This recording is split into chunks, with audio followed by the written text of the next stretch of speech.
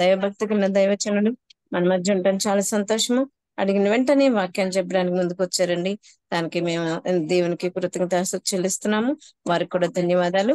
ఈ సమయం వారికి అనుగ్రహించడం జరిగింది. వాక్యం చెప్పవలసిందిగా కోరుతున్నాము. ఆమేన్.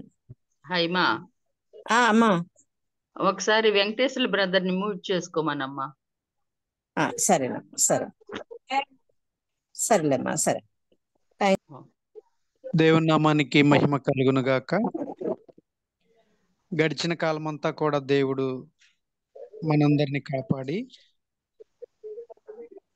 ఈ యొక్క రాత్రికాల సమయంలో ఈ రీతిగా మనం దేవుణ్ణి ఆరాధించడానికి, దేవుని గణపరచడానికి, దేవుని మహింపరచడానికి దేవుడు మనకి ఇచ్చినటువంటి మంచి సమయాన్ని బట్టి దేవునికి వందనాలు తెలియజేస్తున్నాను. అదే రీతిగా ఈ యొక్క ప్రత్యేకంగా అడ్వెంటిస్ట్ ప్రేయర్ మినిస్ట్రీ నడిపిస్తున్న బ్రదర్ జోనతన్ గారికి వందనాలు తెలియజేస్తున్నాను. హోస్ట్గా ఉన్నటువంటి హైమవతి మేడం గారికి వందనాలు తెలియజేస్తున్నాను. అదే రీతిగా జూమ్ మీటింగ్లో పాల్గొంటున్నటువంటి మీ అందరికి కూడా ప్రత్యేకంగా పేరు పేరు వరుసన వందనాలు తెలియజేస్తున్నానండి. వందనాలు. ఈ సమయంలో మనము కొద్దిసేపు దేవుని వాక్యాన్ని ధ్యానం చేద్దామండి. ప్రియమైన దేవుని సంగమా, ఈ యొక్క రాత్రి సమయంలో మనము ప్రాముఖ్యంగా మరి మన ప్రభువును మన రక్షకుడైనటువంటి యేసుక్రీస్తు వారు ఆయన అనేకమైనటువంటి ఉపమానాలు చెప్పారు. ఉపమానం లేకుండా వారికి ఏమీ బోధించలేదు అని వాక్యం చెప్తుందండి. అదే రీతిగా మరి ప్రభువారు స్నేహితుని గురించినటువంటి ఉపమానాన్ని కూడా వారు తెలియచేశారు. కాబట్టి దేవుని సంఘమా,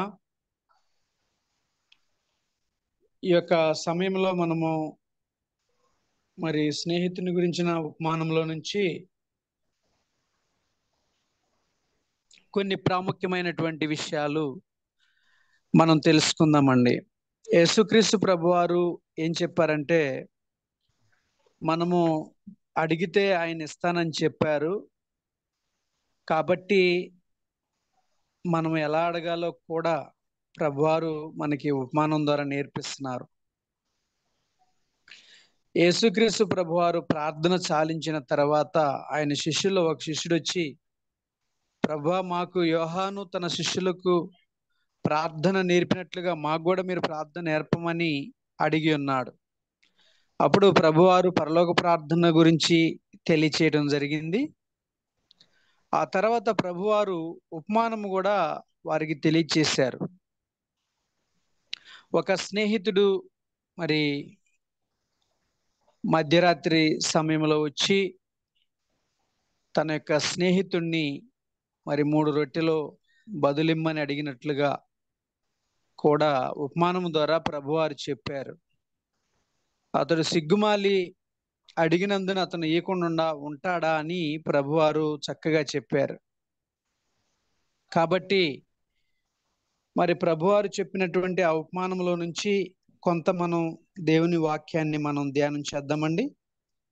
దయచేసి మన ధ్యానాన్ని ఒకసారి లూకా సువార్త,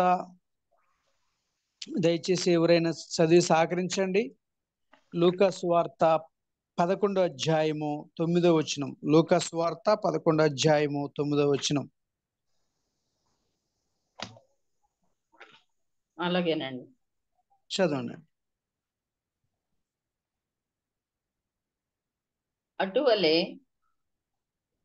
అటువలే మీరును అడుగుడి, మీకు ఇయ్యబడును, వెదుకుడి మీకు దొరుకును, తట్టుడి మీకు తీయబడును. చాలండి. ఇక్కడ ప్రభువారు మనకి చెప్తున్నటువంటి ఉపమానము తెలియచేస్తూ, అటువలే మీరును అడుగుడి, మీకు ఇయ్యబడును, వెదకుడి మీకు దొరుకును, తట్టుడి మీకు తీయబడును అని చెప్తున్నారు. కాబట్టి ఎలా అడగాలి అనే విషయాన్ని కూడా ప్రభువారు విపులీకరించి చెప్పటం అనేది జరిగిందండి. కాబట్టి ప్రియమైన దేవుని సంఘమా, మనము ఆయన చిత్తానుసారంగా మనము ఏమి అడిగినను అది ఆయన మనకు అనుగ్రహించును అని చెప్పడం జరుగుతుంది. కాబట్టి దేవుని యొక్క చిత్తము మన ఎడల ఏమై ఉన్నదో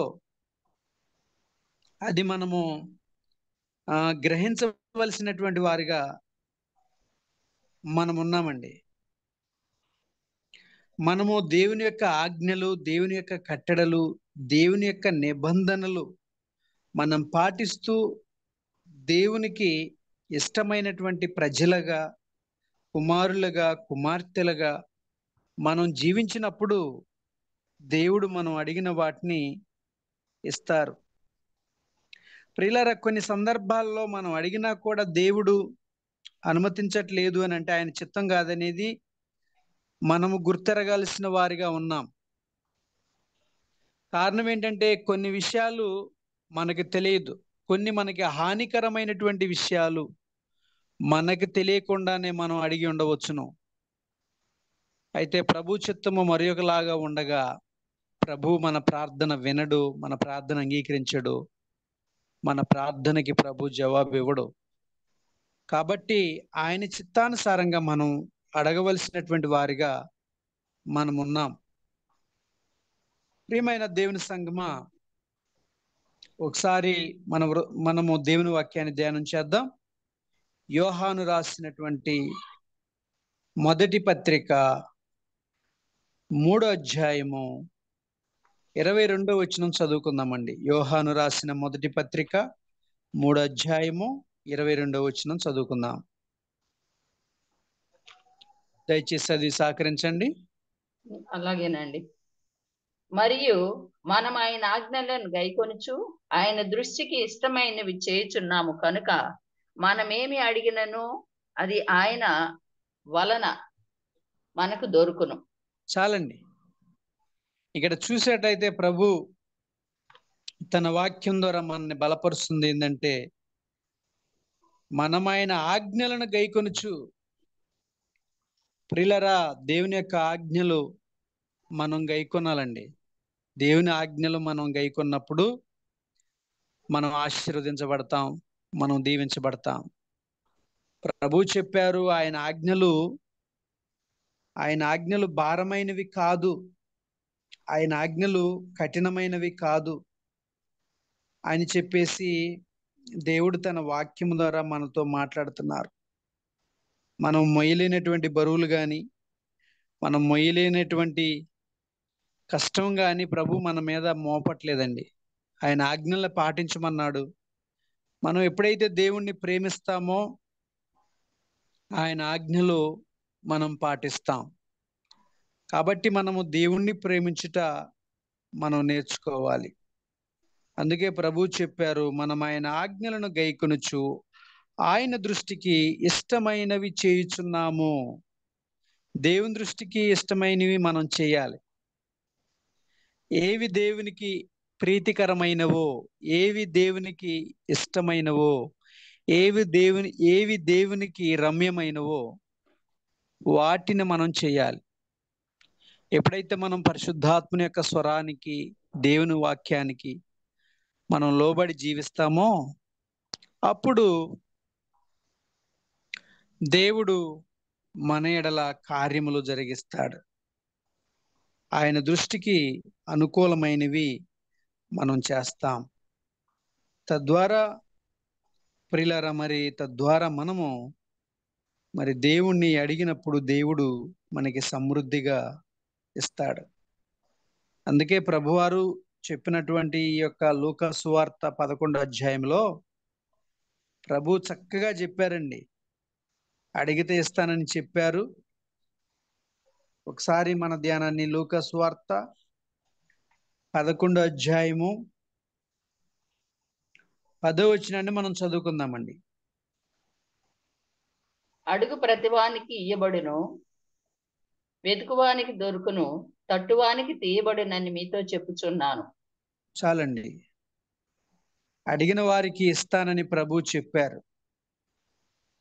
మనం ఎలా అడగాలనేది కూడా ఆయనే మనకి వివరంగా చెప్తున్నారండి. ఈ ఉపమానంలో చక్కగా వివరంగా ప్రభు చెప్తున్నారు. 8వ వచనం చదువుతారండి? 8వ వచనం. ఓకే. అతడు తన స్నేహితుడైనందున లేచి ఇయ్యకపోయినను అతడు సిగ్గుమాలి మాటి మాటికి అడుగుట వలనైనను లేచి అతనికి కావలసినవన్నీ ఇచ్చును అని మీతో చెప్పుచున్నాను. చాలండి. ఇక్కడ తన స్నేహితుడు సిగ్గుమాలి మాటి మాటికి అడుగుట వలనైనను అన్నాడు. కాబట్టి తన స్నేహితుణ్ణి మరి బ్రతిమాలుతున్నాడు, తన స్నేహితుణ్ణి అడుగుతున్నాడు. కాబట్టి మాటి మాటికి సిగ్గుమాలి మాటి మాటికి అడుగుట వలన నేను లేచి అతనికి కావలసినవన్నీ ఇచ్చునని మీతో చెప్పుచున్నాను. మనం ఎలా అడగాలి అనేది కూడా ప్రభువారు ఇక్కడ స్పష్టంగా చెప్పారు. అయితే మనం మరి దేవుని యొక్క స్నేహితులమైనట్లయితే, దేవుని యొక్క స్నేహితులుగా మనం పిలవబడినట్లయితే దేవుడు ఖచ్చితంగా మనకిస్తారు, మన అవసరాలు తీరుస్తారు, మన అక్కర్లు తీరుస్తారు, మన కొరతలు తీరుస్తారు, ఆయన చిత్తాన్ని మన ఎడల నెరవేరుస్తారు. కాబట్టి మనం ప్రభువుని అడగవలసిన వారిగా ఉన్నాము అనే విషయాన్ని మనం జ్ఞాపకం చేసుకోవాలండి. అదే రీతిగా మనం చూసినట్లయితే ప్రభు ఇంకొక ఉపమానం కూడా చెప్పారండి. 11వ వచనం కూడా దయచేసి చదవాలని మనం చేస్తున్నానండి. 11వ వచనం. మీలో తండ్రి అయిన వాడు తన కుమారుడు చేపనడిగితే చేపకి ప్రతిగా పామునిచ్చునా? గుడ్డునడిగితే తేలునిచ్చునా? కాబట్టి మీరు చెడ్డవారయ్యుండి మీ పిల్లలకు మంచి ఈవులను ఇయ్యనెరిగి ఉండగా పరలోకమందున్న మీ తండ్రి తన్ను అడుగు వారికి పరిశుద్ధాత్మని ఎంతో నిశ్చయంగా అనుగ్రహించుననెను. చాలండి. ఇక్కడ చూసినట్లయితే తండ్రి ప్రేమను గురించి ఇక్కడ తెలియజేస్తున్నాడండి ప్రభు. తండ్రి ఇక్కడ ప్రభు చెప్తున్నటువంటి మాట ఏంటంటే, కాబట్టి మీరు చెడ్డవారయ్యుండి మీ పిల్లలకు మంచి ఈవులను ఇయ్యనెరిగి ఉండగా. తండ్రి యొక్క గుణాన్ని ఇక్కడ ప్రభువారు తెలియపరుస్తున్నారండి. కాబట్టి మనము మరి ప్రభువుని పరిశుద్ధాత్మ శక్తిని అడగాలని ప్రభువు నిన్ను మనందరినీ ప్రోత్సహిస్తున్నారండి. మనం ఎంతసేపు లోక సంబంధమైనటువంటి విషయాల కొరకు మనము ప్రయాసపడుతున్నాము. మన తలాంతులు, మన సమయము, మన ద్రవ్యము, మన డబ్బు ఖర్చు పెడుతున్నాం. అయితే ప్రియులారా, మరి దేవుని యొక్క జ్ఞానములో, దేవుని యొక్క పరిశుద్ధాత్మలో, దేవుని యొక్క శక్తిలో, బలములో మనము ఎదిగేటట్లుగా మనం పరిశుద్ధాత్మ అనే వరాన్ని పొందుకోవటానికి ప్రభువుని అడగాలి అని చెప్పేసి మరి దేవుని వాక్యము నిన్ను మనందరినీ కూడా హెచ్చరిస్తూ ఉంది. కాబట్టి ప్రభు పేరట నేను మిమ్మల్ని బలపరిచేది ఏమిటి అంటే, ప్రియమైన దేవుని సంఘమా, మనము మరి దేవుణ్ణి అడగాలి. అడిగినప్పుడు మనం పొందుకుంటాం. తద్వారా దేవుడు మనలను, మన కుటుంబాలను మరి దీవిస్తారు, ప్రభువారు ఆశీర్వదిస్తారు. కాబట్టి ప్రియమైనటువంటి దేవుని సంఘమా, పరిశుద్ధాత్మను మనం పొందుకున్నప్పుడు మనకి కలిగేటటువంటి లాభాలు చాలా ఉన్నాయండి. అంచె దినాల్లో అపవాది ప్రజలను మోసం చేస్తాడు, దేవునికి దూరంగా చేస్తాడు. కాబట్టి పరిశుద్ధాత్మనే ఆ వివేచన వరం శక్తి మనం పొందుకున్నప్పుడు ఏది మంచో, ఏది చెడో, ఏది చేయాలో, ఏది చేయకూడదో, ఏది లాభమో, ఏది నష్టమో మనకు తెలియజేస్తుంది. ప్రియులారా, మన భక్తి ఈ జీవన సంబంధం అంతవరకే అయితే మన భక్తి వల్ల ఉపయోగం లేదు. కాబట్టి మన భక్తి పరలోక సంబంధమైనదిగా ఉండాలి. ఆ విధంగా మనం చేసుకోవలసినటువంటి వారిగా మనం ఉన్నామండి. దేవుని సంఘమా, ఒకసారి మన ధ్యానాన్ని యోహాను రాసినటువంటి మొదటి పత్రిక 4వ అధ్యాయము మొదటి వచనాన్ని మనం చదువుకుందామండి. ప్రియులారా, అనేకమైన అబద్ధ ప్రవక్తలు లోకములోనికి బయలు వెళ్ళి ఉన్నారు కనుక ప్రతి ఆత్మను నమ్మక ఆయా ఆత్మలు దేవుని సంబంధమైనవో కావో పరీక్షించుడి. చాలండి. దేవుడు చెప్తున్నారు, పరిశుద్ధాత్మని వరం మనం పొందుకున్నప్పుడు మనకి దేవుడు ఏం చెప్తున్నారంటే, ప్రతి ఆత్మను నమ్మక ఆయా ఆత్మలు దేవుని సంబంధమైనవో కావో పరీక్షించుడి. పరీక్షించుకోవాల్సినటువంటి అవసరత మన మీద ఉన్నదండి. అది దేవుని సంబంధమైనదా, దేవుని సంబంధమైనది కాదా అని మనం పరీక్షించవలసినటువంటి అవసరత నా పైన, నీ పైన, మన పైన ఉంది. కాబట్టి మనము దేవుణ్ణి పరిశుద్ధాత్మ అనే వరము అడగాలని చెప్పి దేవుడు మనని ప్రోత్సహిస్తున్నారు. అదే రీతిగా ప్రభువారు చెప్పినటువంటి లూకా సువార్త 11వ అధ్యాయంలో 5వ వచనం నుంచి చెప్పినటువంటి స్నేహితుని గురించినటువంటి ఈ ఉపమానంలో మనము చాలా విషయాలు గ్రహించవచ్చునండి. మరియు నిజమైనటువంటి స్నేహితుల గురించి, నిజమైనటువంటి స్నేహాన్ని గురించి దేవుని వాక్యం మనకి బోధిస్తుంది. మనందరికీ తెలుసు, తాము దేవుని స్నేహితుడనే పేరు ఆయనకున్నదంటండి. ప్రియులారా గమనించండి, చదవండి 5వ వచనం. మరియు ఆయన వారితో ఇట్లనెను, మీలో ఎవరికైనాను ఒక స్నేహితుడు ఉండగా అతడు అర్ధరాత్రి వేళ ఆ స్నేహితుని యొద్దకు వెళ్ళి, స్నేహితుడా, నాకు 3 రొట్టెలు బదులిమ్ము. నా స్నేహితుడు ప్రయాణము చేయుచు మార్గములో నా యొద్దకు వచ్చి ఉన్నాడు. అతనికి పెట్టుటకు నా యొద్ద ఏమీ లేదని అతనితో చెప్పిన ఎడల, అతడు లోపలనే ఉండి, నన్ను తొందర పెట్టవద్దు, తలుపు వేసి ఉన్నది, నా చిన్న పిల్లలు నాతో కూడా పండుకొని ఉన్నారు, నేను లేచి ఇవ్వలేను అని చెప్పునా అతడు చాలండి. ఇందాకలే చదువుకున్న మిగిలిన వచనాన్ని. అయితే ఇక్కడ ప్రభువారు చక్కగా స్నేహితుని గురించినటువంటి ఉపమానాన్ని చెప్పటము జరుగుతుంది. కాబట్టి మన బైబిల్ గ్రంథంలో మరి చూసినట్లయితే యోనాతాను, దావీదు వారు మంచి స్నేహితులుగా ఉన్నారండి. ఎందుకనగా వారిద్దరూ కూడాను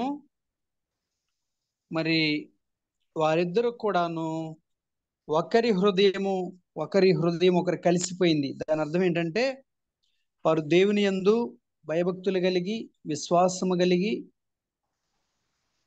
వారు ఉన్నట్లుగా మనము వాక్యం ద్వారా గ్రహించవచ్చును. ప్రభు అయినటువంటి యేసుక్రీస్తు వారు కూడా ఒక వ్యక్తిని స్నేహితుడా అని పిలిచారండి. ఎవరై ఉంటారండి ఆ వ్యక్తి? అబ్రహాము దేవుని స్నేహితుడని పిలువబడ్డాడు, పేరుందండి. ఓకే. ప్రభు అయినటువంటి యేసుక్రీస్తు వారు ఒక వ్యక్తిని స్నేహితుడా అని పిలిచారు. ఆ వ్యక్తి ఎవరంటే ఇస్కరియోతు యూదాను స్నేహితుడని పిలిచారు ప్రభు. ప్రియులారా గమనించుకున్నట్లయితే మరి ఈ యొక్క యోనాతాను, దావీదు వారి యొక్క హృదయాలు కలిసిపోయినాయి. వారు మంచి స్నేహితులుగా ఉన్నారు. ఇటు వృత్తాంతాన్ని మనం 1 సమూయేలు 18వ అధ్యాయంలో 1వ వచనంలో మనం చూడవచ్చునండి. 1 సమూయేలు 18వ అధ్యాయం 1వ వచనం దయచేసి ఎవరైనా చదివి సహకరించాలని మనం చేస్తున్నాను.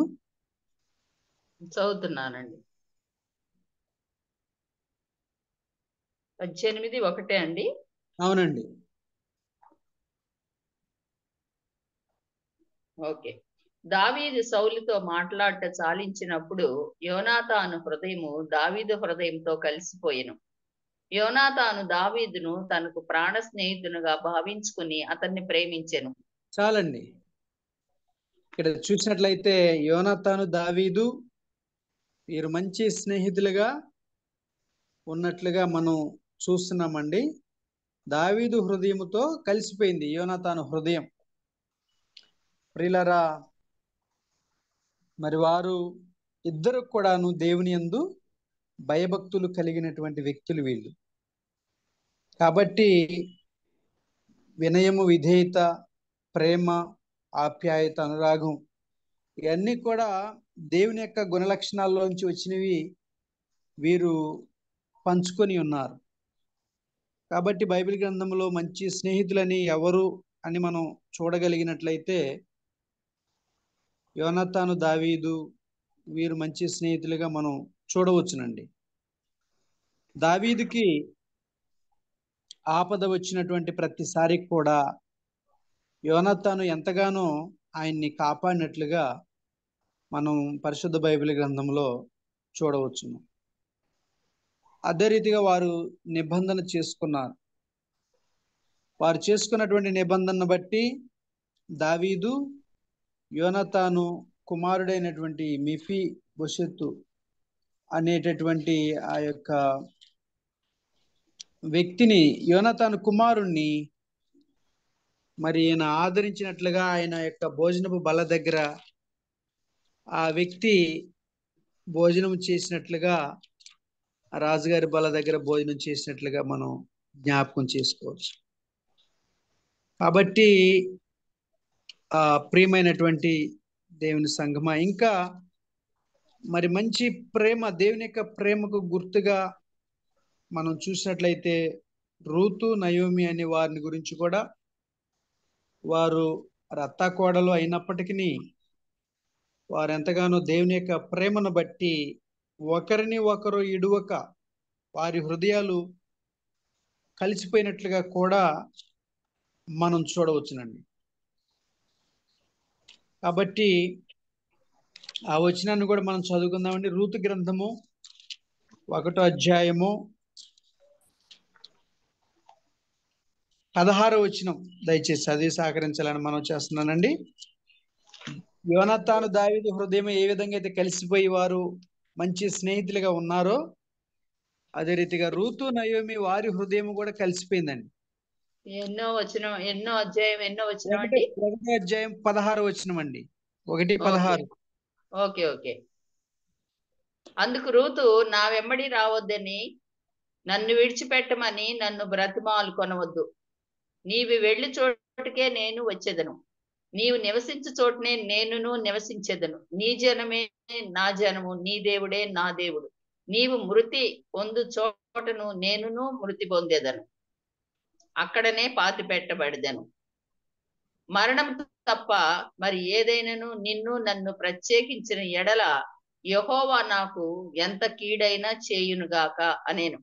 చాలండి. ఇక్కడ చూసినట్లయితే యోనాతాను, దావీదు హృదయం ఏ విధంగా అయితే కలిసిపోయిందో అదే రీతిగా రూతు, నయోమి వారి యొక్క హృదయం కూడా ఆ విధంగా కలిసిపోయింది. ఒక అన్యురాలైనటువంటి మరి రూతు అన్యురాలైనప్పటికీ కూడా మరి నయోమి చూపినటువంటి ఆ ప్రేమను బట్టి, దేవుని యొక్క ప్రేమను బట్టి ఆమెను ఎంతగానో రూతు ప్రేమించి ఉన్నది. కాబట్టి ప్రియులరా, మరి దేవుని యొక్క ప్రేమ, దేవుని యొక్క దయ, దేవుని యొక్క కనికరము మనము ఇతరులకు చూపవలసినటువంటి వారిగా మనం ఉన్నాం. అదే రీతిగా మనం చూస్తే అబ్రహామును కూడా దేవుడు నా స్నేహితుడైన అబ్రహాము అని మరి పిలవటం జరుగుతుందండి. యాకోబు రాసిన పత్రిక 2వ అధ్యాయము 23వ వచనంలో అబ్రహాము దేవుని స్నేహితుడనే పేరు ఆయనకుందంట. యాకోబు రాసిన పత్రిక 2వ అధ్యాయము 23వ వచనంలో మనం చూసినట్లయితే అలాంటి మంచి పేరు తెచ్చుకోవాలండి. కాబట్టి అబ్రహాము దేవుని నమ్మెను, అది అతనికి నీతిగా ఎంచబడెను అను లేఖనము నెరవేర్చబడెను, మరియు దేవుని స్నేహితుడని అతనికి పేరు కలిగెను. చాలండి. చూసారండి, అబ్రహాముకి ఏం పేరు కలిగిందంట? దేవుని స్నేహితుడు అనే పేరు కలిగింది. కాబట్టి ప్రియమైన దేవుని సంఘమా, దేవుని బిడ్డలారా, యోనతాను దావీదు విషయంలో చూసినా కూడా వారు మంచి స్నేహితులుగా ఉన్నారు. నయోమి రూతు విషయంలో కూడా వారి హృదయాలు కలిసిపోయి ఉన్నాయి. అదే రీతిగా అబ్రహాము విషయంలో కూడా అబ్రహాము దేవుని స్నేహితుడు అనే పేరు ఆయనకి వచ్చి ఉన్నది. అదే రీతిగా ఇంకా మనం చూసినట్లయితే మాట చదువుకొని త్వరగా ముగించుకుందామండి. నిర్గమాకాండము 33 అధ్యాయము 11వ వచనంలో కూడా చూస్తే దేవుని వాక్యం ఏమని బోధిస్తుందంటే, మోషేతో దేవుడు మరి స్నేహితునితో మాట్లాడినట్లుగా మాట్లాడాడంట. కాబట్టి దేవుని సంఘమా మరి 33 ఎంతండి? 11 అండి, 33:11 నిర్గమ. ఓకే. మనుష్యుడు తన స్నేహితునితో మాట్లాడినట్లు యెహోవా మోషేతో ముఖాముఖిగా మాట్లాడుచుండెను. చూసారండి, మనుష్యుడు తన స్నేహితునితో మాట్లాడినట్లు యెహోవా మోషేతో ముఖాముఖిగా మాట్లాడుచున్నాడు. ఎందుకంటే మరి మోషే కూడా దేవుని మాటకు లోబడ్డాడు, విధేయత చూపించాడు, మరి దేవుని మార్గంలో ప్రయాణం చేశాడు. తద్వారా స్నేహితులు మాట్లాడుకున్నట్లుగా వారు మాట్లాడుకున్నారు.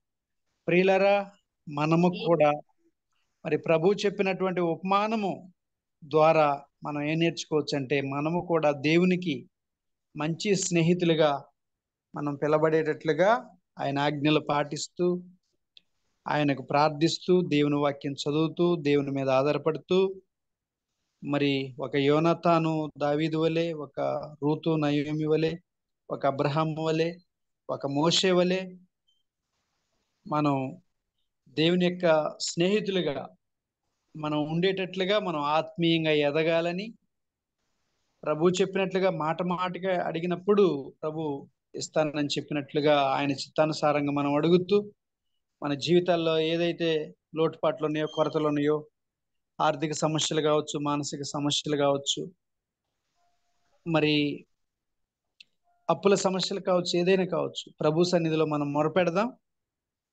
ఆయన చిత్తానుసారంగా మనం పొందుకుందాం. దేవునికి నిత్యం ప్రార్థిస్తూ ఆయన అడుగుజాడలు నడుద్దాం. పరిశుద్ధాత్ముడు మనకి సహాయం చేయనుగాక. అపవాది వేసే అగ్నిబాణాలు దేవుడు ఆర్పి తన కృప మనందరికి తోడుగా ఉంచి నడిపించును గాక. ఆమేన్. పాస్టర్ గారు ఒక్క మాట, పాస్టర్ గారు ఫోన్ చేయండి. ఒక్క మాట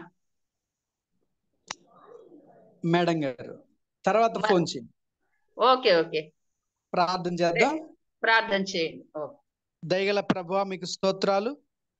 గత కాలం అంతా కాపాడారు. ఈ సమయంలో ప్రభువా, మరి మాకు ప్రభా లూకా సువార్త 11వ అధ్యాయంలో నుంచి స్నేహితుని ఉపమానము, తండ్రిని గురించినటువంటి ఉపమానము మాకు తెలియపరిచారు. కొన్ని విషయాల్లో, కొన్ని ఆధ్యాత్మిక విషయాల్లో మేము ఎదగటానికి మా సాయం చేశారు. మీ దాసుడు నన్ను మరుగుపరిచారు ప్రభా. మరి ఆ రీతిగా మాకు సహాయం చేయండి అయ్యా. నీ స్నేహితులుగా మేము పిలువబడే కృప దయచేయండి. మేము పాపలోకంలో జీవిస్తున్నాం. నీ పరిశుద్ధాత్మ శక్తి మాకు అనుగ్రహించి సహాయం చేయమని యేసు పరిశుద్ధమైన నామములో ప్రార్థిస్తున్నాము తండ్రి. ఆమేన్. ఆమేన్. ఆమేన్. వందనాలు పాస్టర్ గారు, చాలా చక్కగా. వందనాలండి. వందనాలు.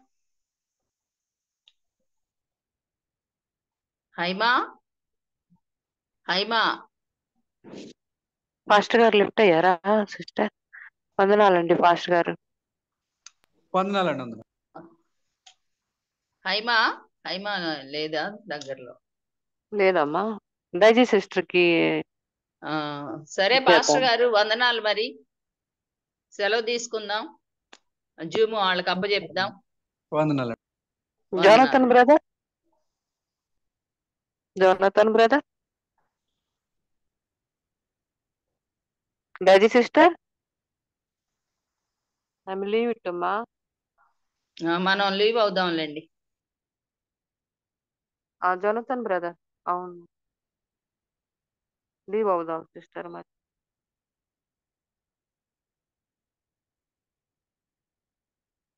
కార్యక్రమం మీకు అప్పచెప్పబడుతుందండి జోనతన్ బ్రదర్, దయచేసి సిస్టర్.